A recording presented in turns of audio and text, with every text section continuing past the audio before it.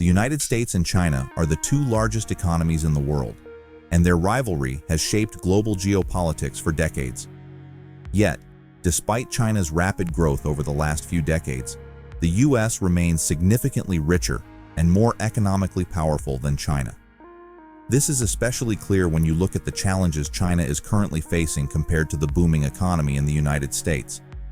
But why is the USA so much richer than China? And what happened to China? Let's get into it.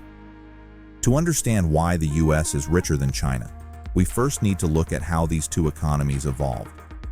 The US economy has been the largest in the world since the late 19th century, growing out of a strong industrial base, a culture of innovation, and an open market system that encourages entrepreneurship. The US dollar is also the world's dominant reserve currency, which gives the United States immense financial leverage internationally. This economic foundation has allowed the US to build a system that attracts talent and investment from around the world, further fueling its growth.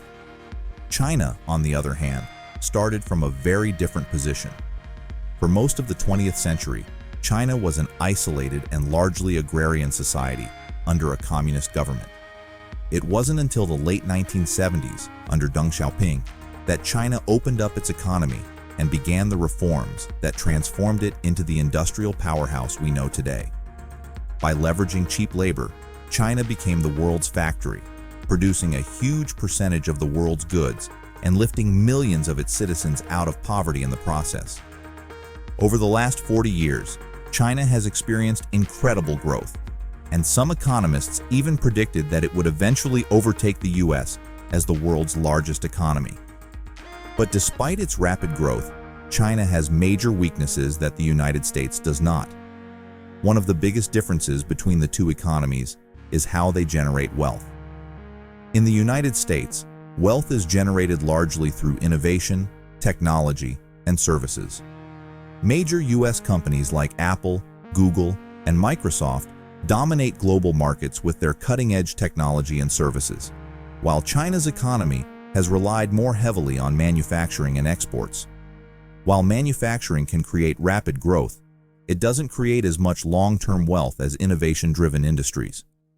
The US economy is more diverse, with stronger financial, technological, and service sectors that are much more profitable than traditional manufacturing.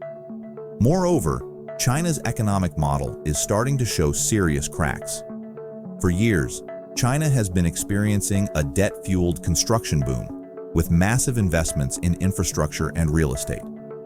While this helped drive growth in the short term, it has led to an enormous real estate bubble. Today, property developers in China, such as Evergrande, are collapsing under the weight of their debt, and millions of homes and commercial buildings sit vacant. This real estate crisis is dragging down the broader Chinese economy, leading to slower growth and rising unemployment. On top of this, China is dealing with a shrinking population, thanks to decades of its one-child policy. Fewer workers mean less economic productivity, which puts a further strain on the economy. In contrast, the United States is benefiting from a much more dynamic and resilient economic system. For one, the US has a much more flexible and open economy that allows businesses to adapt quickly to changes. Unlike China, where state-owned enterprises, SOEs, still play a dominant role in key sectors, the US relies on private companies that compete with each other, which leads to more innovation and efficiency. US companies are better at shifting gears when needed, whether that means adopting new technologies or moving supply chains to different countries to reduce costs.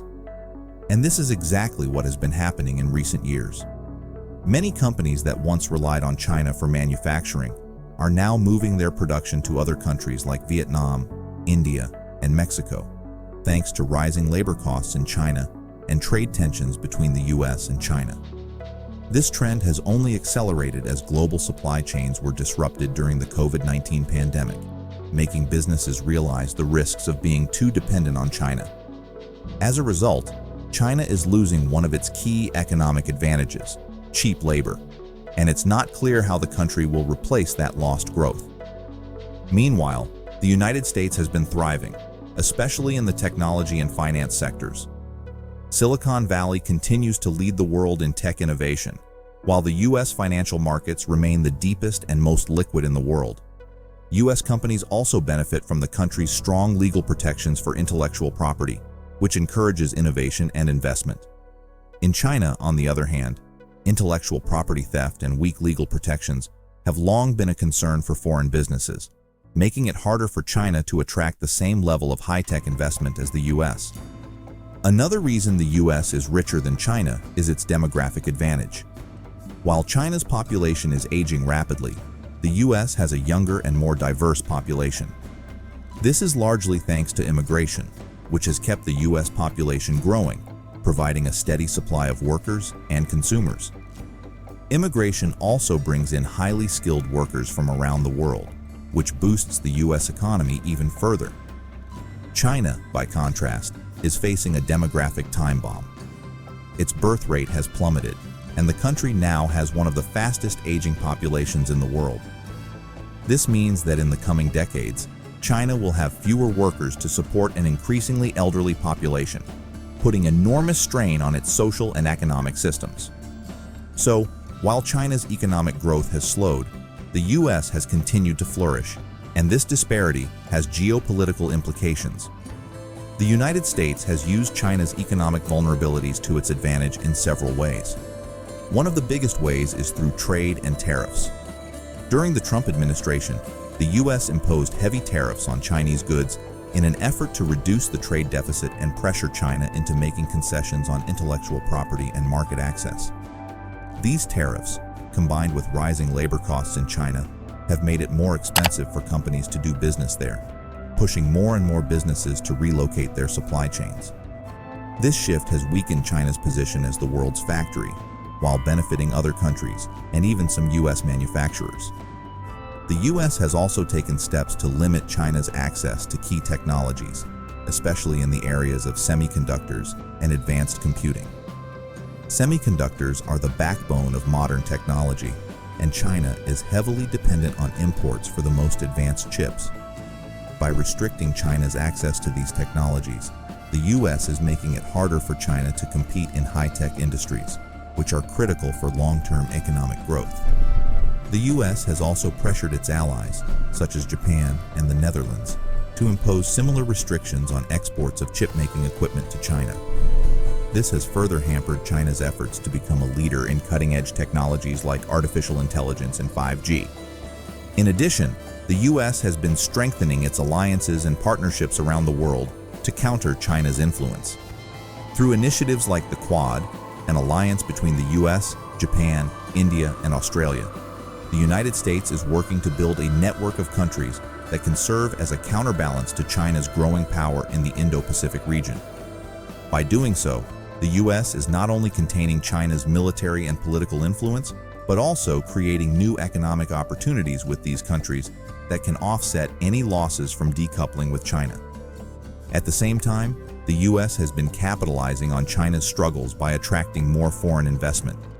The U.S. has a much more attractive business environment, thanks to its stable political system, strong rule of law, and open financial markets. As China becomes more authoritarian under President Xi Jinping, with crackdowns on private businesses and tighter government control over the economy, many foreign investors are pulling out of China and moving their money to safer markets like the U.S. This has further boosted the U.S. economy while depriving China of much-needed capital for growth. Moreover, China's political system is becoming a growing liability.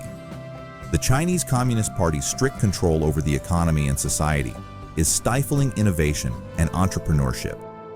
Crackdowns on big tech companies like Alibaba and Tencent have discouraged risk-taking and investment in the private sector. In contrast, the U.S. thrives on its open political system, where businesses can operate without fear of government interference. This creates a much more dynamic and competitive economy that fosters long-term growth. All of this leads to a simple conclusion. While China has made tremendous economic strides, it still faces significant challenges that are holding it back from surpassing the United States. The U.S. economy, driven by innovation, diversity, and a more flexible market system, remains far richer and more resilient.